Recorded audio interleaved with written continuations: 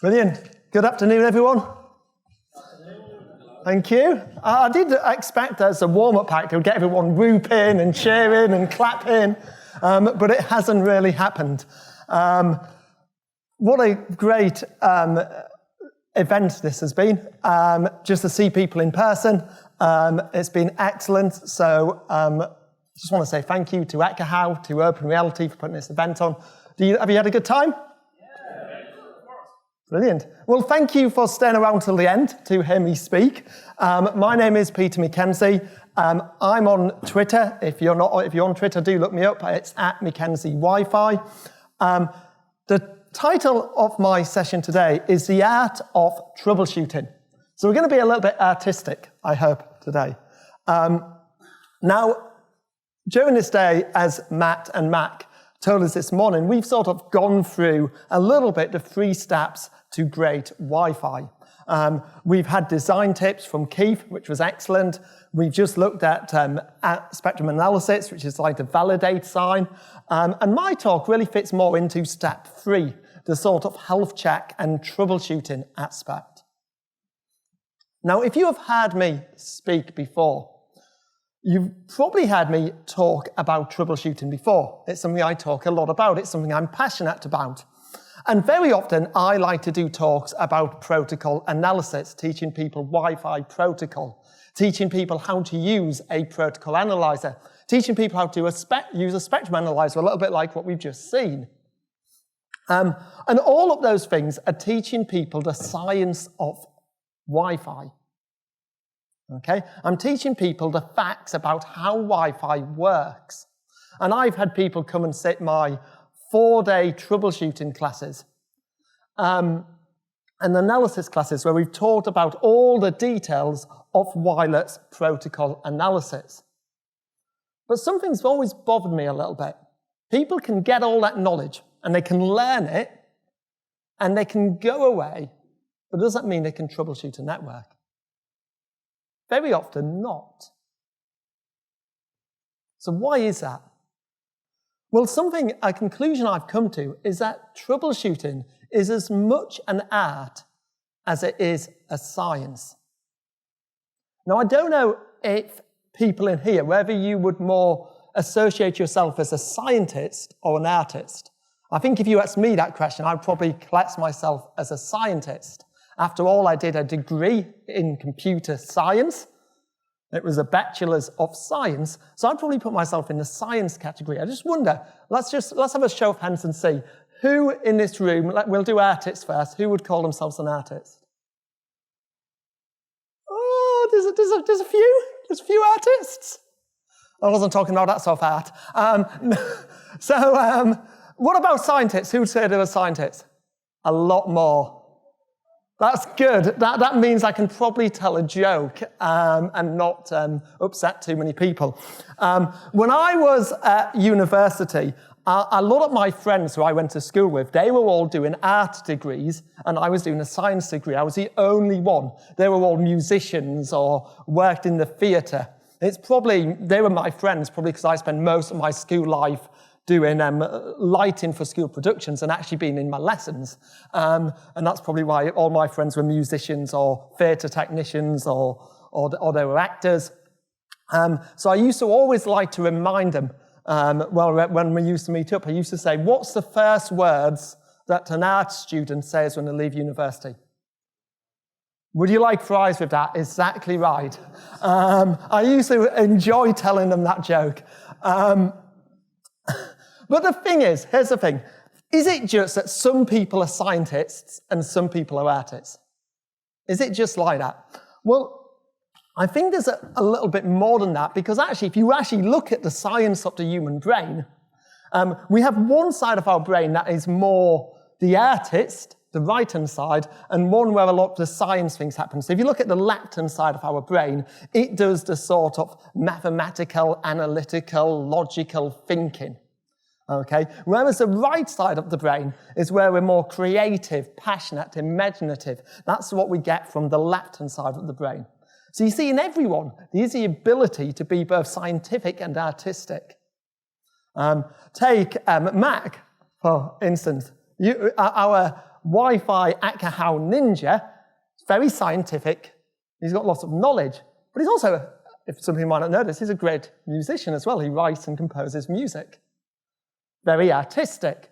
So we can be both scientific and artistic in how we sort of, in what we do, in how we think about things.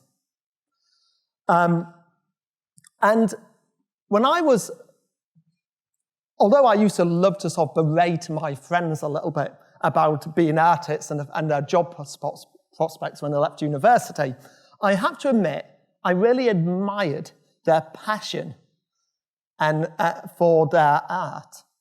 I used to, a group of us used to meet up at a friend's of mine house when we went to the pub. We used to always meet at his house before going to the pub. And I could guarantee the same thing happened every single time.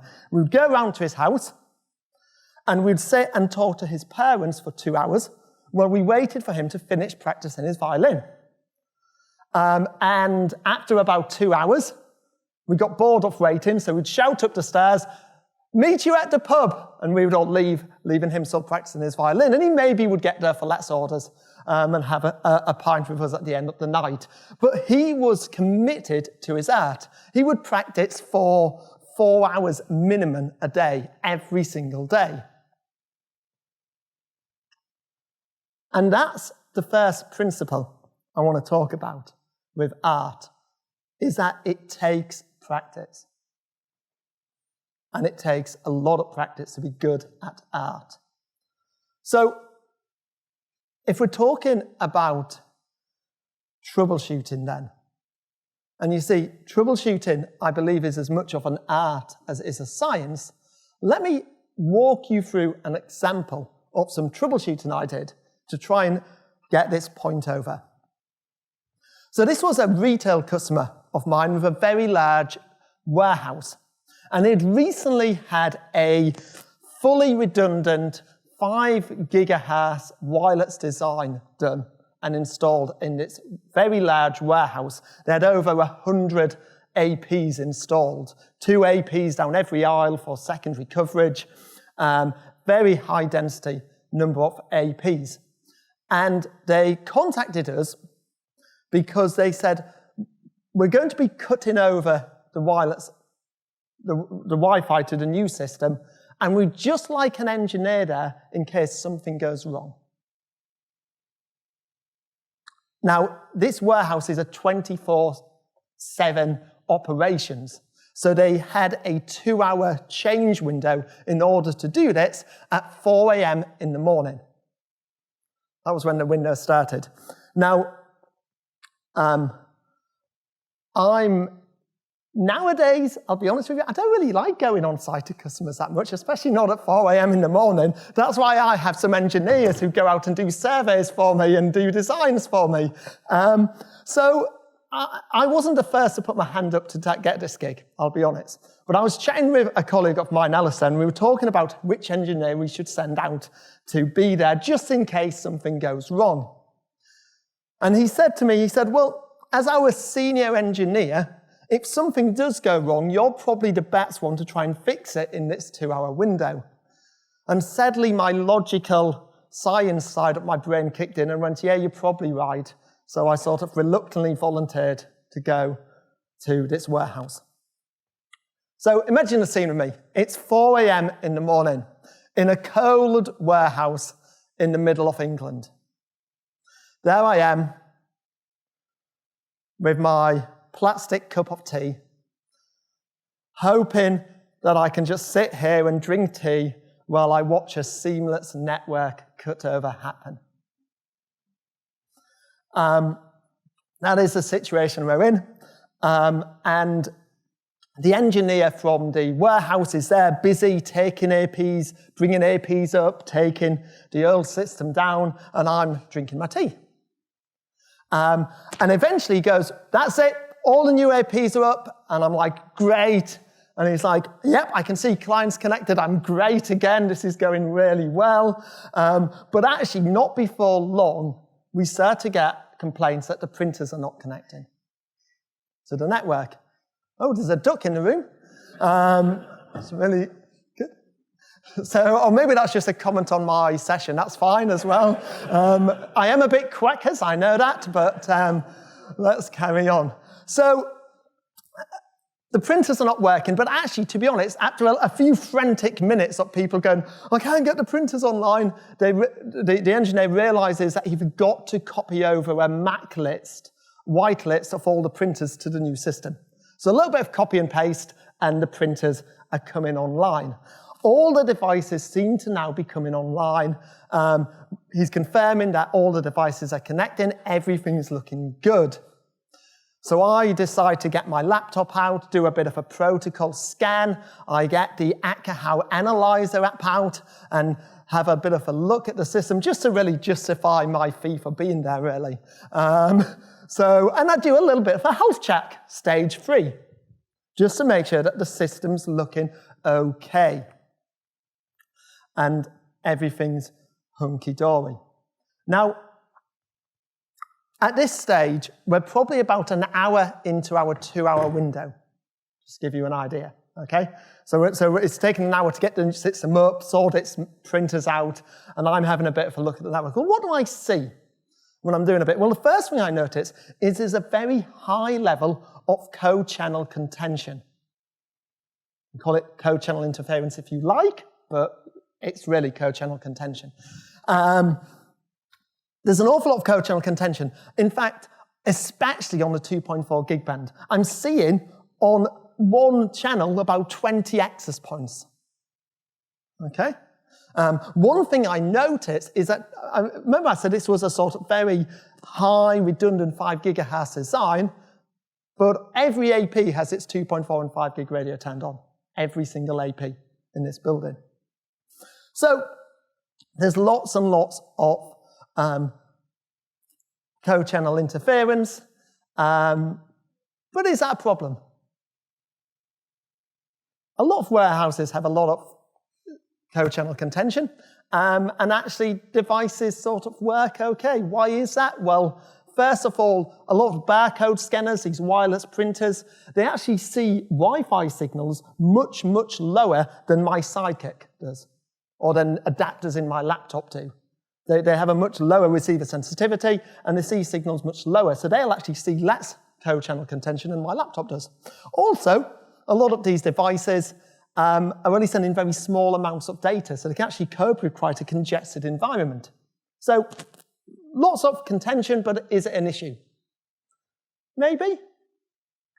Maybe not. All the devices are connected, we've already confirmed that, and they're all going around doing their operations. It seems to be okay. So I suggest, why don't we just get one of every device type?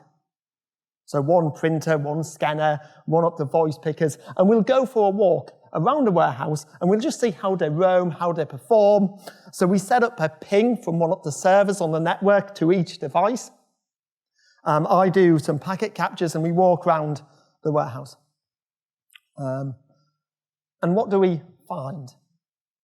Well, one thing that I noticed was, don't forget this was a new 5 gigahertz design, every single client was connecting to the 2.4 gig band. Why was that? Because that's how they were programmed to. They had a global profile pushed out to them, which forced them onto the 2.4 gig only. The reason for that was because the old system didn't have enough 5 gig coverage. So they'd been programmed to be on 2.4.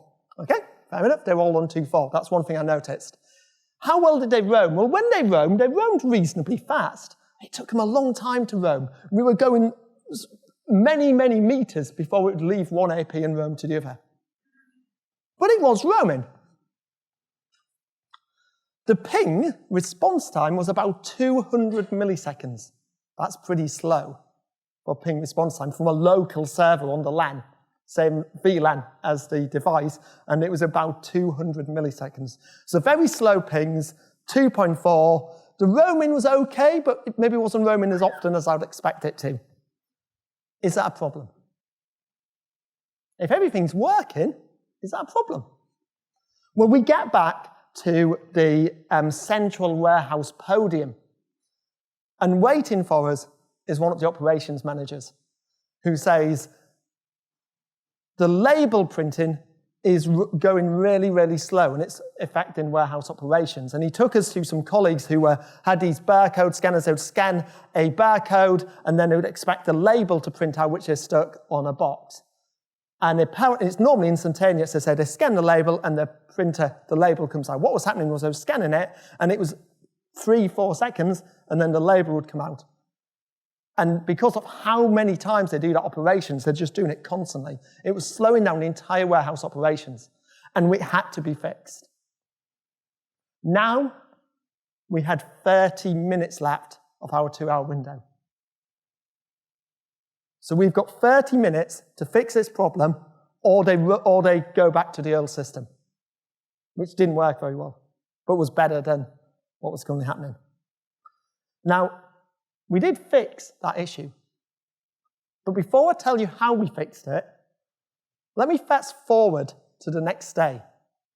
Next day, I'm sat in the office retelling this story to my colleague, Alistair, who turns to me and says, "You see, you were the best person to be there. I'm not sure anyone else would have fixed it in time." It was one of those I told you so moments. But it got me thinking, because as I thought about it, I thought he was probably right. My problem with that was, why was he right? Why would no one else have fixed it in the time? You see, all my engineers are highly trained. They're all ACCA House certified. They're all CWNA certified. They're all CWAP certified. They've got lots and lots of knowledge about Wi-Fi. So why would they not have fixed it? In fact, when I thought about the problem, it was quite a simple problem to fix. It felt like the solution was flowed fairly naturally and logically from the data I had when I was on site. So why wouldn't they have fixed it? And the conclusion I came to was, yes, they had all the knowledge, all the science to fix that problem. But what was lacking was the art of troubleshooting. And it's that thought and that conversation which has led to this entire presentation. Now, on a Thursday, at my church, I run a pizza and pool night. And the other week, we were talking about what I was doing, because I said I was going to be going to London and then Finland, and I said I was going to be doing this talk on the difference between science and art. And one of the guys, I said, we started talking about how that was a bit like pool. Let me explain why it's a bit like pool. When you play pool, you can know the science of pool, can't you? You could know the size of the balls. You can know the speed of the cloth. You can know exactly where to hit the cue ball to get the right amount of backspin. In fact, you can know what speed you need to move the cue at. You can know exactly where to hit the object ball so it goes perfectly into the cushion. You can know all of that, but it doesn't mean you can get down and play the perfect shot, does it? And in fact, if you came to my pizza and pool night, you won't see many perfect shots that pool played at all. None of us are that good. But why is that? Well, because playing the perfect shot takes lots and lots and lots of practice. Professional snooker players practice for hours and hours a day. And therefore, they can get the cue ball to go exactly where they want it to. And it's the same with any art. If you take actors and actresses, what do? They go to rehearsal. They learn their lines. They put in lots of staging. Look at a painter. They hone their skills over many, many years of practicing painting.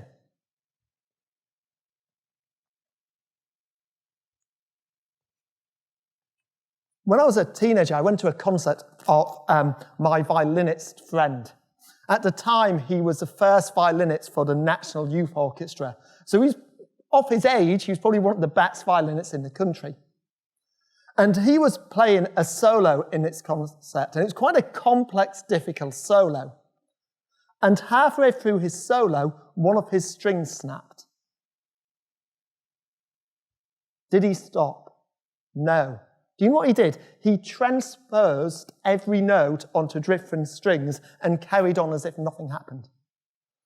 It seemed effortless and easy to watch. But how could he do that? You see, even if you knew the theory of how to transpose a note onto another string on a violin, that's one thing. To be able to do that while playing a solo in front of hundreds of people, now that is art. So let me take you back to my story of the warehouse. You see, the more I thought about it, I thought, well, actually, if I was with one of my engineers at that warehouse and I asked them a series of questions, I believe they would answer all the questions correctly because they know the science. And from those questions, they would diagnose a problem correctly and be able to do the correct solution. But the bit that's missing is knowing which questions to ask. And asking the right questions, that is the art of troubleshooting. You see, troubleshooting is all about asking questions. So, we're back in the warehouse. We've got this problem. The tickets are slow at printing. We know that there's a lot of congestion on the 2.4 gigahertz band. We're seeing 10 APs on channel 1. There was about 10 APs on channel 6, 10 APs on channel 11, all from one spot, I can see. I know all the devices are connected on the 2.4 gig band. My ping response time is about 200 milliseconds. And you've got 30 minutes to fix a problem. What do you do? Turn off 2.4. Any other suggestions? Configure devices, go to 5. Any other suggestions? See, let me tell you where you're all going wrong. You're all coming up with solutions. What have I told you about troubleshooting? It's asking questions. Honestly, it's asking questions. You jump into a solution. It's what Keith was saying in his question about what questions you ask. Why? And you ask questions. Not what do we do, but we need to start by asking questions. So what I want to do is take you through the questions that went through my head at that moment. So this is a little bit of a delve inside my head. Hopefully it won't be too scary for you, but let's go through the questions I asked, and we'll go through the answers. So my very first question was, because people have said turn up 2.4, move them to 5 gig. Well, surely the first question I want to ask is the issue related to the 2.4 gigahertz band? We might be assuming it is, but the 5 gig band might be just as bad. We don't know that yet. So let's ask the question.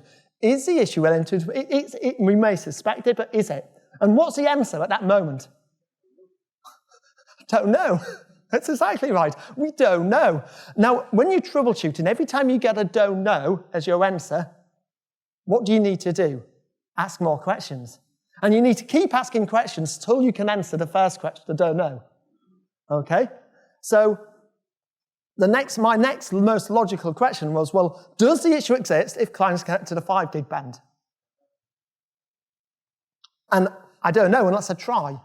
Now, we've got a problem here. If I wanted to move all the clients to the 5 gigahertz band, it's a global profile set by the client team who aren't on the warehouse at 6:30 in the morning and are not able to contact. And they would need to raise a change, and there'd be a whole process to go through to get them to change that profile. So I can't just move the clients to 5 gig. It's not something we can do. It's not something we're able to do. What we were able to do is take one single client and console onto it and push a new profile to it. Just manually override one client. So, which is what we did. So we did a test, and we took one client and we put it onto the 5 gig band. And then what did I do? Well, I did the same work I did with all the clients before when I was looking at roaming, I was looking at the ping, and I did the exact same test, so I could say, was it any different? Keep everything the same. So put a client on 5 gig, do the same thing that I did before, and this time, you know my ping response? 5 milliseconds. It was 200. Now it's 5. So Is the problem 2.4 gig related? It sounds like it. Because my client on 5 gig doesn't have the same issue. So now I can answer yes. What do I do next? Well, I ask some more questions.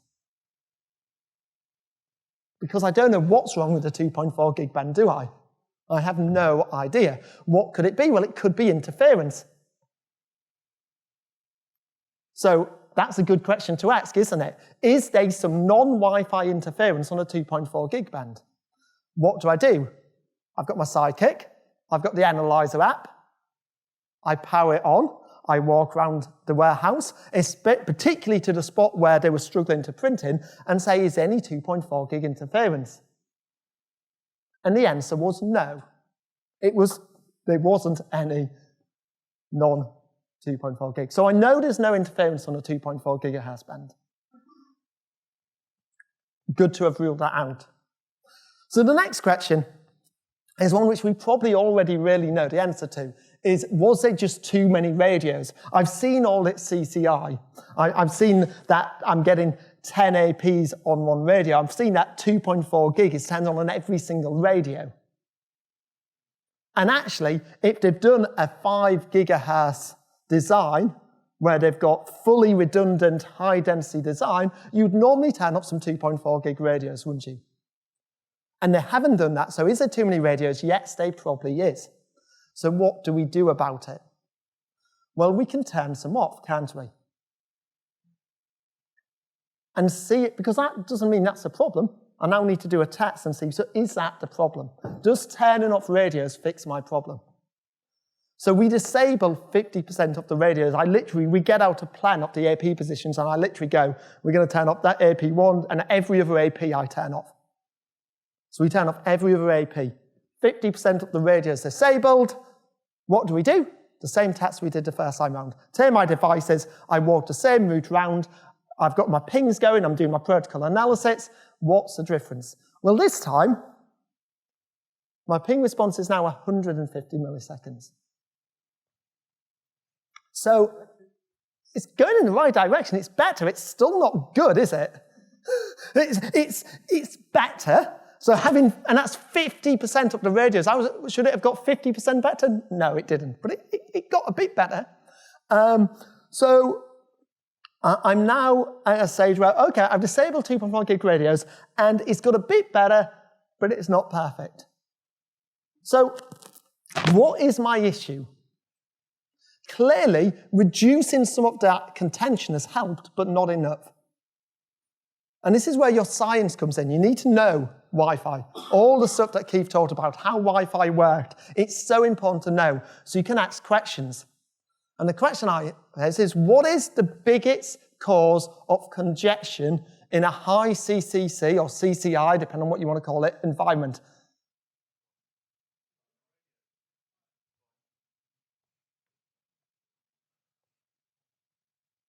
Come on, I'll give a Nakahow hat out, even though I can't do that, because I've got no authority to anyone who can answer the question. Sorry? Who said beacons? You can have a hat. It's close enough. It's not the answer I've got, but you can have a hat. The answer is... Oh, management track. Oh, come on, I'm going to give another hat out. I like this.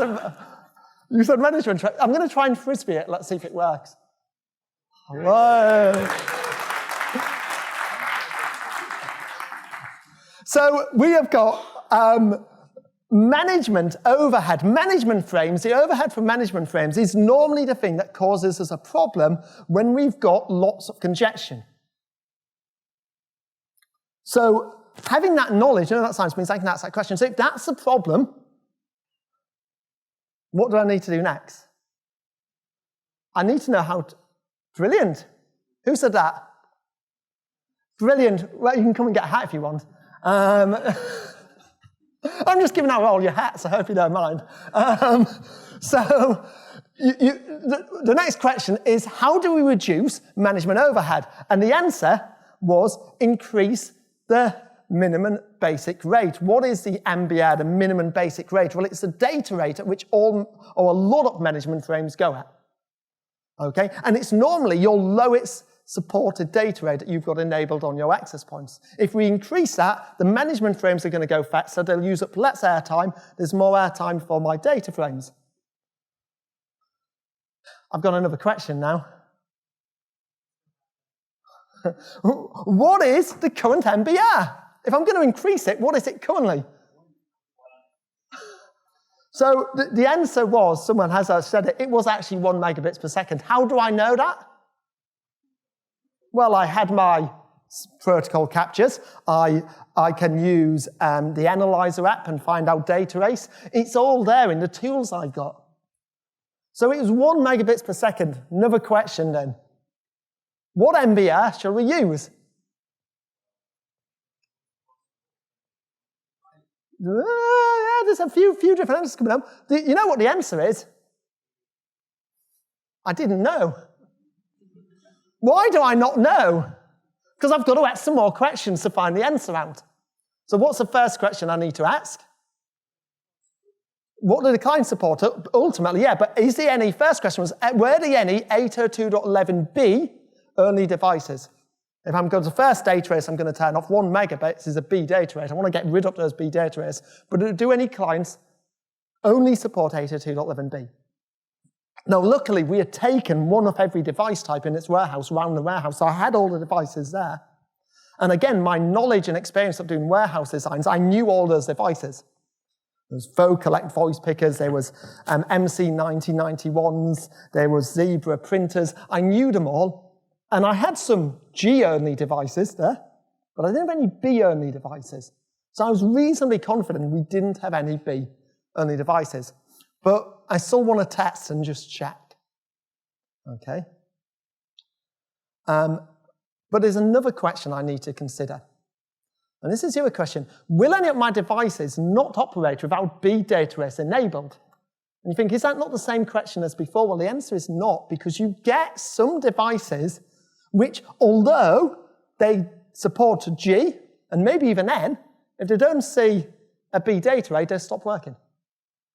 I've seen that. I've seen clients that particular drivers, and it might be a bug with that driver, or particular devices that, unless it can operate on the B data race, some devices always send management traffic out on B data race, regardless of whether they're enabled or not, and it stops them working. So do we have any of those funny devices in my environment that are not going to work if I don't have 802.11b? So what did I do? Yes, correct. How do you find out? You test. I've now got about 15 minutes left of my window. So we turn off 802.11b data race is what we do, and that's the next test. And when I turn off 802.11b data race, I do the same test. We make sure all devices can connect that I've got in front of me, and we take them for a walk. They all connect. So that's good. And guess what my ping time is? It's now down to 25 milliseconds.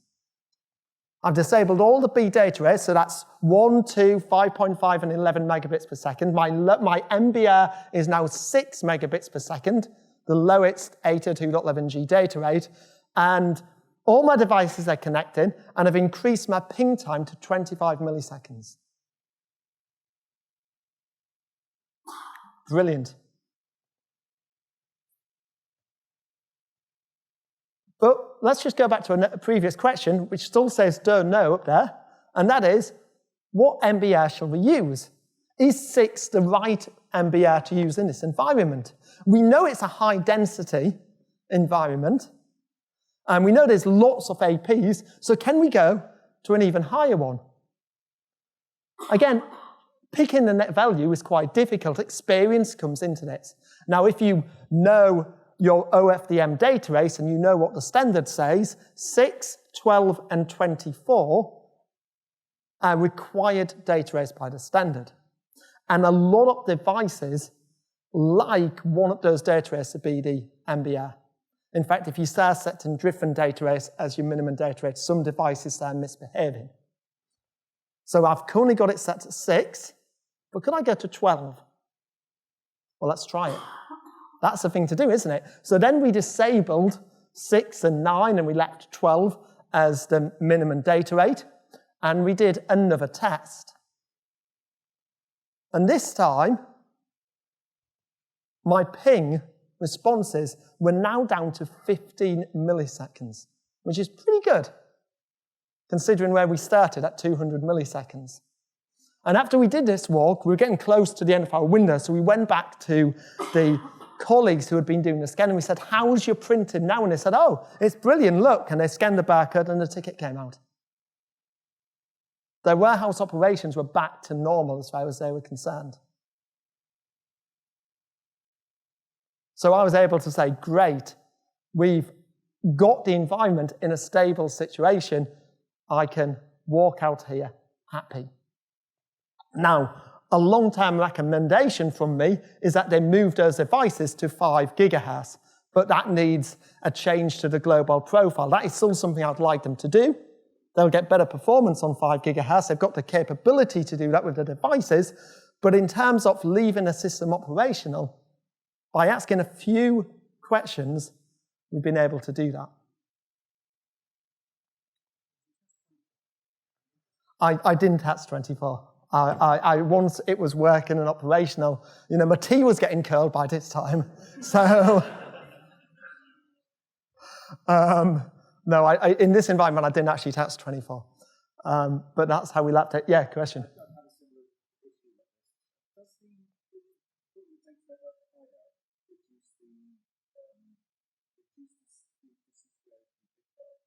It does. Yeah, it does. So the other thing we found, which actually I didn't mention, which I should have done actually, was that when we did this final roaming test, in fact, the Let's 2, we found that the roaming was better as well. Remember I said the roaming was quite bad? We were going a long way before it roamed, because it was really sticking on using those low data rates. Once we disabled the low data rates, we found it was roaming more regularly. So we weren't having to go as far from an AP before it moved to another one.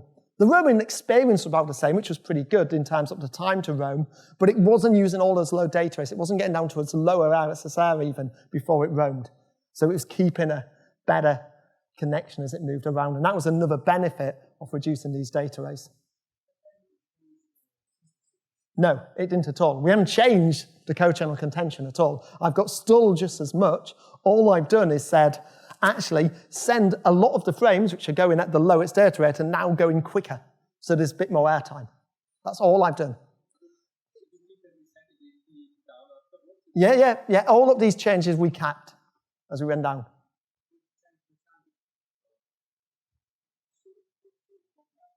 Well, on 2.4, so we've only got channels 1, 6, and 11.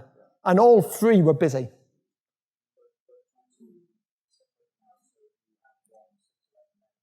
Yeah, and they were done like that, to be fair. They were all, it was a reasonable channel plan, of course they said. But and when I was disabling channels, we were reconfiguring some just to keep it nice. No, and think about it. In one place, I could see 30 APs. I didn't have coverage hells. Yeah, no question.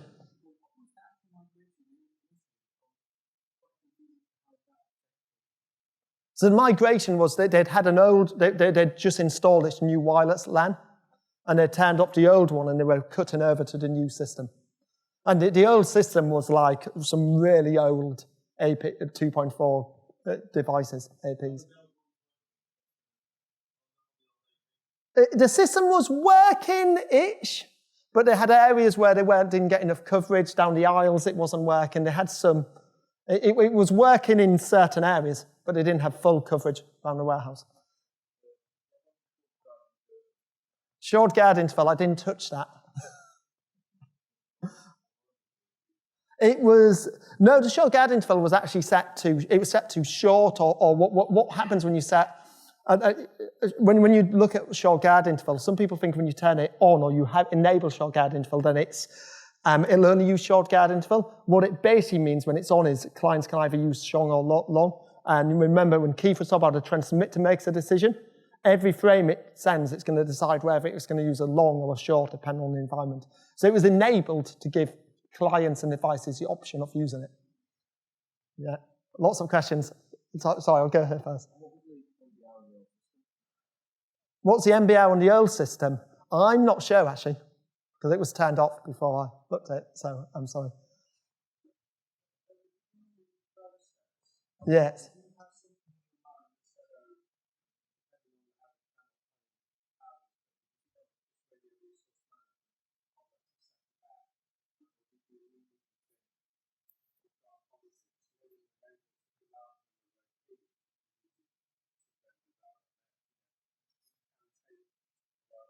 It can take a while to settle down. That's a good question. That question was if they were using RMM, did it take time to settle down? In my head, I never jumped to the conclusion. That's why we ask questions. So I could see there was loads of CCI, but I was never going to say that was a problem. Then this is something that we've always got to do. Just because we see problems when we look at analyzers doesn't actually mean that's causing the problem that the users are having. So that's why it's good to ask a series of questions. In this actual particular customer, which is unusual now, they'd actually use a static channel plan. So they didn't have that problem anyway. Yeah, Keith. For the science side, I don't have your art. Juggle, right? You could have turned this into a checklist of things to check. Yes. To your engineers, and before they even did the cutover, check it. You could turn something like this into a checklist, yeah, if you want to. Did I do the configuration? No. No, that was all done by the customer. It was basically left at defaults. That's what I basically learned very quickly. I don't think much configuration had been done. That's part of the problem. A design had been done and then it hadn't been configured to match the design. Okay, let's take a question up here next.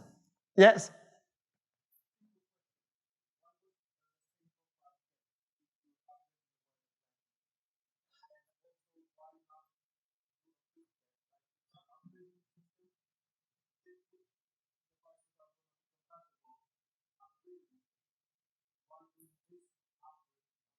So why not do a pre-check? Well, one of the problems was I think a lot of the settings had been copied over from the old system, but the old system, they only had about, they'd put in about 100 APs, and the old system, I think, had about 20 APs in the entire warehouse.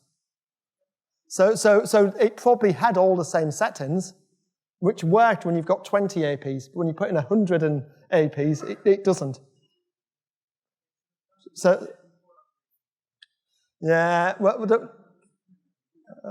the problem was they couldn't, yeah, it was 24/7 operations, so there's no time to turn it on and check, yeah. Would I consider a 4-channel scheme in 2.4? In some environments, yes. Yeah, so if you're in the middle of nowhere and you're not going to have any neighbors using 1, 6, and 11, and you can guarantee that, so you're in complete control of your app environment, you've turned off all the B data race, in that scenario, and you're in Europe, you could use a 4-channel plan using 1, 5, 9, and 13. I have done it with some success, but you really have to know you're in complete control of the app environment and know that your clients all support channel 13, because I've seen clients which have like UX drivers and they don't support anything past 11. So within the bounds of those with constraints, potentially do a 4-channel plan.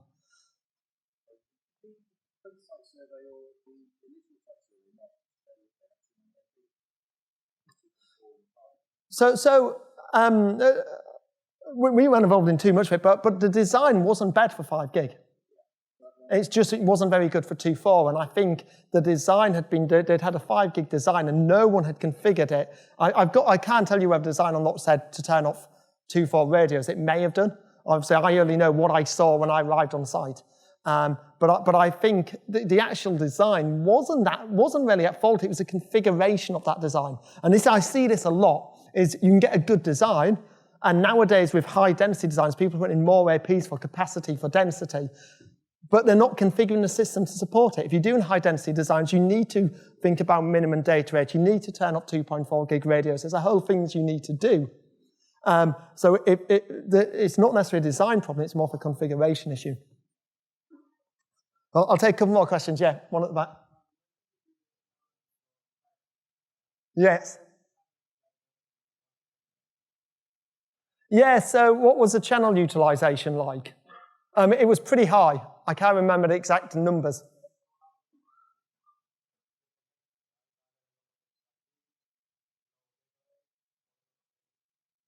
Yeah. So there was a lot of contention. That's what I'm saying. There was a lot of contention in the air. It doesn't necessarily, but I've been to other environments where there's lots of contention and everything works. It depends what data you need to push through it. If you've got 5% and all you need is 5%. So it depends a little bit, but yeah, the utilization was pretty high. So I know I'm going to run incredibly over, and at the moment I'm in between you and beer here. So I want to quickly finish with a couple of things. First of all, how do you learn the art of troubleshooting, learn these things? Well, actually, really pleased with Keith's talk because he covered a lot of the points I was going to cover.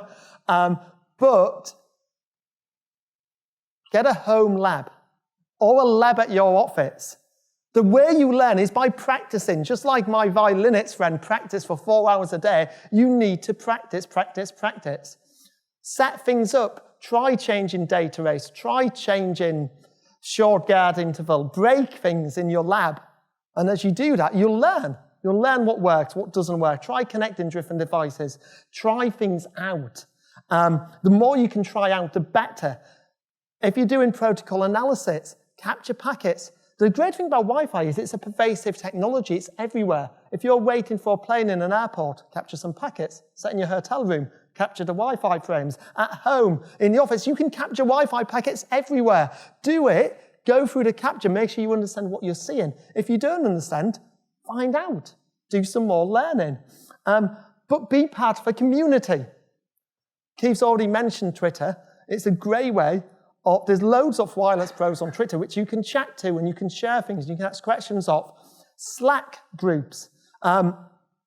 We have if you're from the UK, we have a UK Wi-Fi guys Slack group. There's a URL where you can register to join up at the top here. Many of the people in this room are on this Slack channel.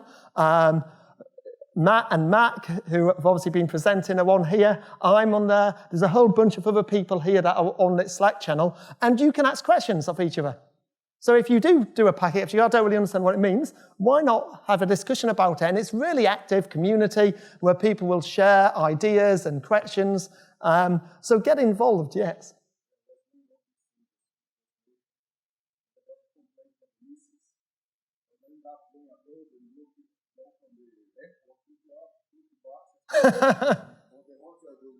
Yeah, well, so I taught you got complaints from the wife. Well, I do it as a game, so you were there with your kids.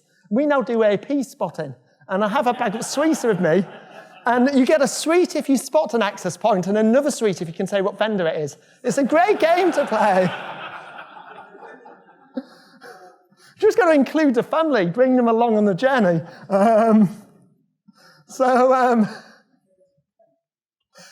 People think I'm joking as well.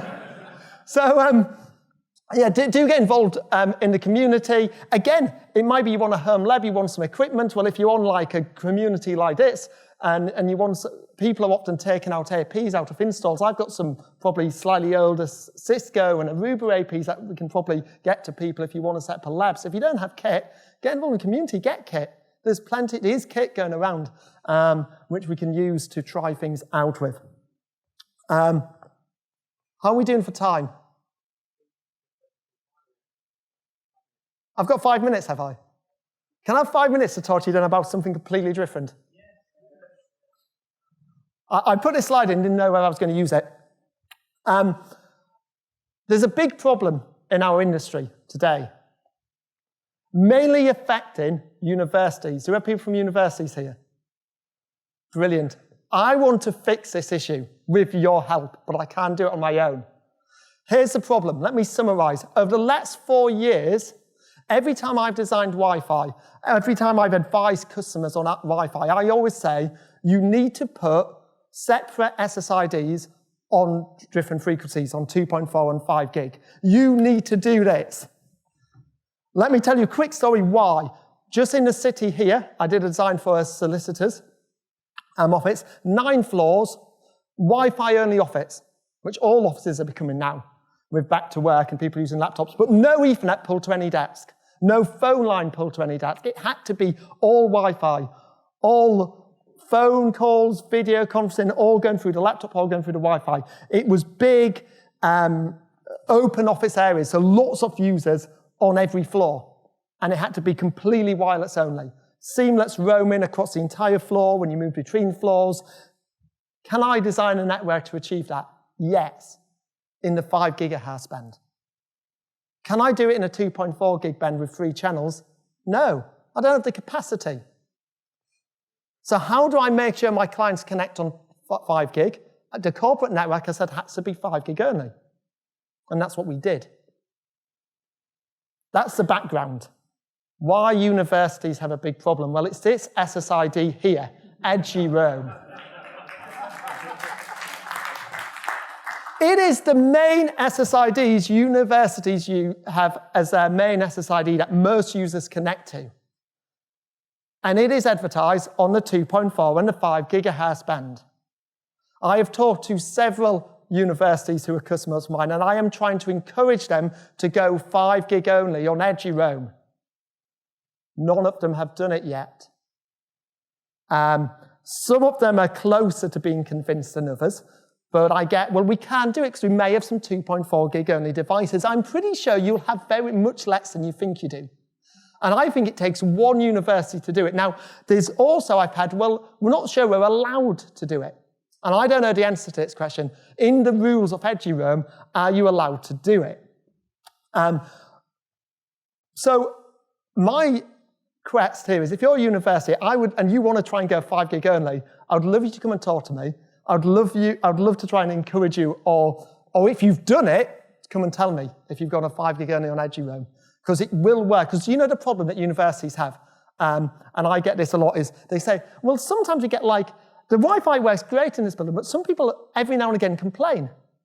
And they say the Wi-Fi is rubbish. And then we go, and then they move somewhere else, and it starts working again for them. And when you investigate it, you find out it's the time they were on 2.4 when the Wi-Fi was rubbish, when they were on 5 gig, it was working. But there's no way of controlling which the clients connect to. So this is my big thing I want to try and, us as a community, fix. Edgy roam should have the ability to have at least be either one frequency only, or can we have separate SSIDs? Could we have an edgy roam legacy for 2.4 and an edgy roam for 5 gig? So if anyone has any power into edgy roam to talk to them, any universities here, I'd love to talk to you. I can tell you this is going to become a massive issue when we get to 6 gigahertz. If you think it's a problem now, it's going to be bigger. 6 gigahertz, you can only use WPA version 3. So it will have to be WPA version 3. To support all your legacy clients out there, as universities have to, you're going to have your 5 gig WPA version 2.